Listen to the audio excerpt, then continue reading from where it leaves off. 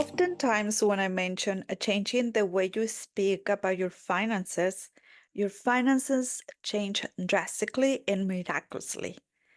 I get that confused face or the sure, yeah, that is some BS type of faces. You know what I'm talking about, right? So, today I'm going to dive in on how you change your words and actually can change your finances.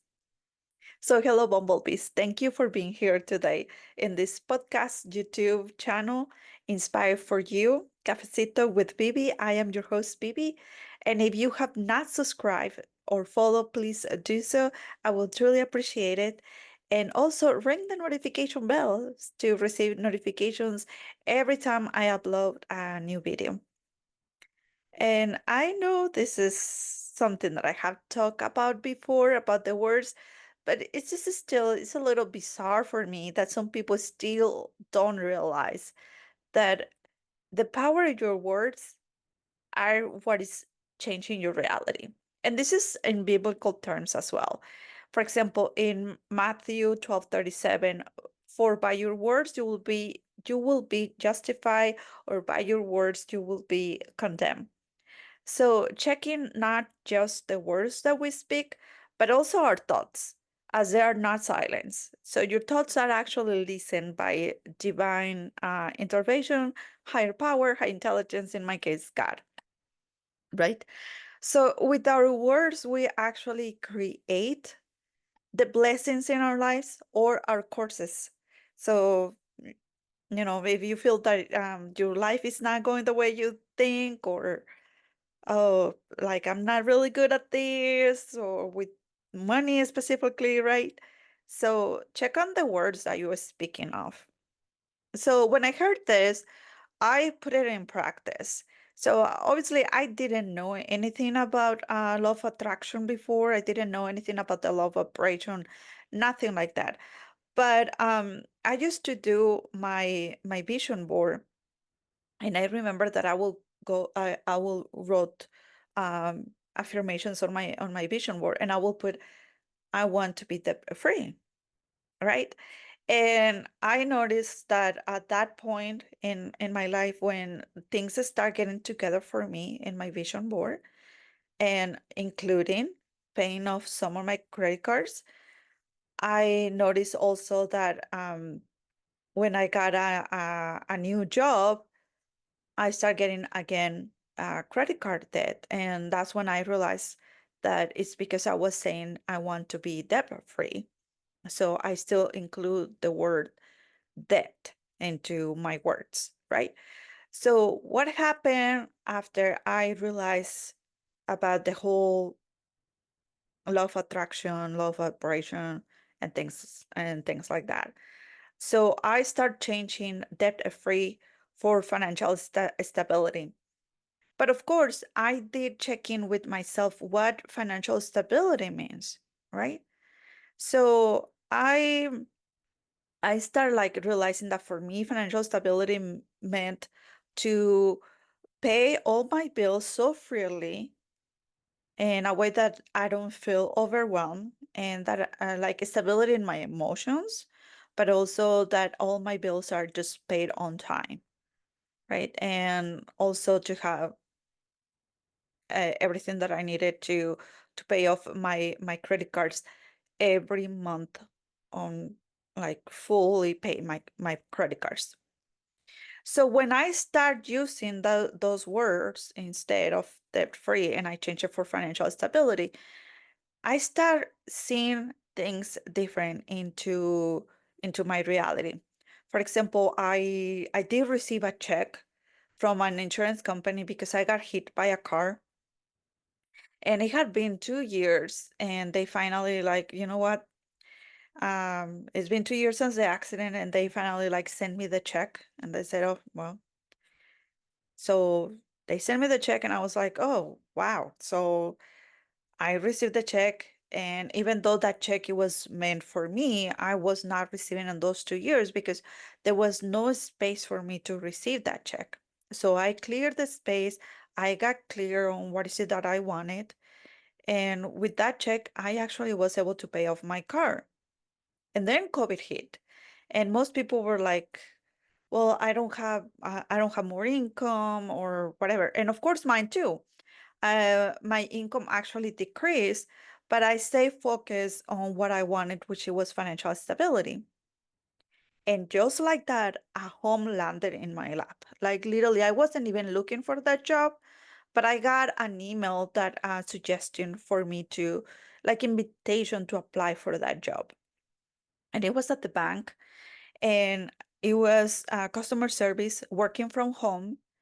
So I applied. I went through different stages of interviews, and I got the job. And it was a job that I will double my income from where I had it. And also, it helped me paying off other stuff as well.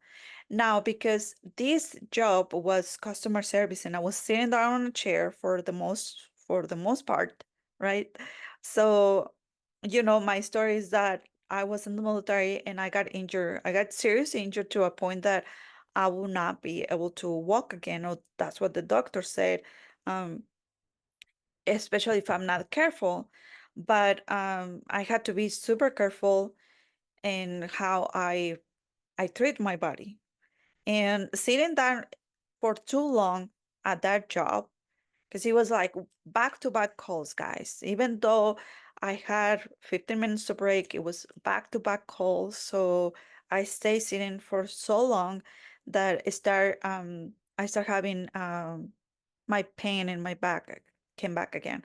So what I did is that I went back to physical therapists, and they did a examination, and of course they decided that it was so serious that when they sent their findings to the VA, the Veterans Affairs Office, so without me applying, the VA actually claimed me as permanent disabled. At the moment that I was claimed permanent disabled, obviously my my my income from my disability rate came also higher, and I had other things that helped me along the way. Now, remember in one of my YouTube videos, my podcast, that I mentioned that I fired my financial coach? So this is another thing, that another reason for me. It was not just the house, but also this was also another one that um from my point of view, I think he was having a lot of lack of faith. And I did not like that. I just didn't like that. And I remember me saying that even though I had student loans because I was still in school, I didn't want to feel the pressure of me paying the minimum payments. Of course, I didn't have minimum payments either because I was still in school, but like I didn't want to feel the pressure of me making payments on that loan. But he pushed me and pushed me that I needed to make payments on that loan. And once and then I will send a payment.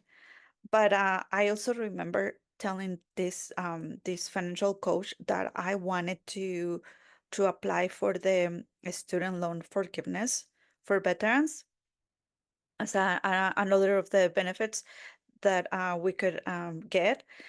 And he was like, "Listen, you cannot just wait on that. Do you know how many people apply and they don't get approved? Do you know how this actually works?" And all those things. And me thinking, when he was telling me that, in my mind, I went literally like, "Do you know who my father is? You know, who my father is, that I know that if I ask for something, I will get it." I went into that mode like, okay, you don't even know. So, of course, that was another reason for me to fire him. But this is the thing, even though I was doing once and then some of the payments, and it helped me with my taxes as well. This is the thing. One day I received a letter on the mail saying that my student loan my student loans were forgiven for being permanent disabled. And I was like, and let me tell you how the miracle happened right there. I actually, I actually didn't even apply for the program. So I just thought about it. I just thought about applying for it, knowing that, okay, see, if I'm a veteran and I have a disability, so and I was already at 100% before the permanent disable. I was already 100%, but I knew that I could apply for that, but I didn't apply. I was like, I'm gonna wait until I finish school.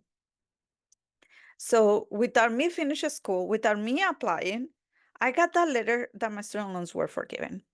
So you see how they're changing your words instead of focusing on debt free, debt free, debt, debt, debt, debt, debt. I just focus on financial stability. And those are the things that I start focusing the most. And that actually happened to me. So, of course, there's so many things that I clear on the way because this is a thing with debt as well. It is so rejected in society. And if you go in the internet and you see people talking about debt and about credit cards, it is like they their comments are coming like from a shame on you using credit cards, shame on you on using credit to a mortgage loan to get a house, shame on you for using an auto loan, shame on you. And a lot of shame and a lot of guilt we can carry with when we are using our that tool because at the end of the day it's also a tool, right? But if you don't clear that as well, if you don't clear that those feelings of shame, of guilt, then you might find yourself also into more debt, or you're not actually understanding the patterns. You have limiting beliefs. There's so many things that go into it, right? And and this is what I have find out, and that's how my credit like my debt went from 100,000 to 14,000, just by focusing on that and just by clearing that space as well. So clearing the space allowing me to um, one, receiving that check that I told you to clear out my auto loan, and another one that I didn't even apply, that it was the student loan forgiveness. So if you have faith, it really can happen to you, and you cannot let someone telling you and shaming you that you should not even apply for that. If you know you qualify, go ahead and apply it, right? So, and this is the reason why I am in the works of creating a program, a class, online class, if you want to, online course, whatever it is that you feel more comfortable calling it about. And I call it is the financial fit action plan. But this is not just my strategy on how I put down my credit cards for me to pay them off, but also I I also teach you about clearing that space. I also teach you about the limiting beliefs. We also gonna go through that, and I'm gonna be giving you tools for you to clear that part of you, the patterns, the limiting beliefs, and the feelings of shame, guilt, or even there's so many other things that I have found for me using credit card, right, that I clear. And I know there's so many probably others I'm gonna find maybe later. I don't know.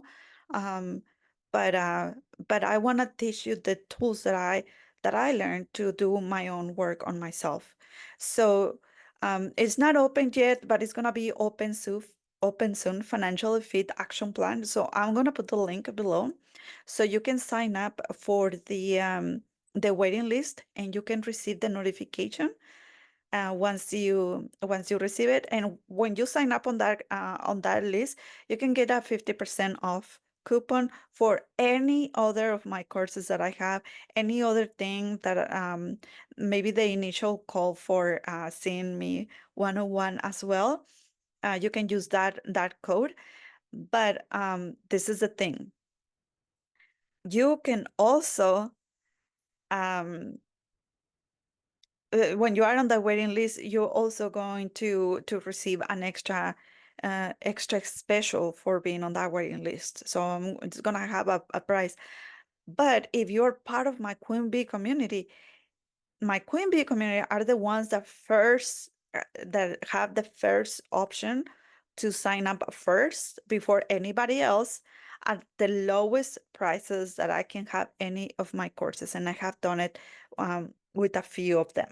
So just get on the waiting list, and if you want to sign up on the Queen Bee community as well, the link is below on the comments or in the podcast notes, so you can see it. But I am so excited that you can actually join into this course because there's so much learning, there's so much clearing, there's so much forgiveness to yourself to do in order to clear this. And that's what I'm going to show you. Like I said, it's not just the strategy part, it's also that part that part of yourself as well. So thank you so much for being here today, Bumblebee. I appreciate you from the bottom of my heart, sending you all the blessings of abundance. And remember, it's a baby thing. You wouldn't understand. Bye.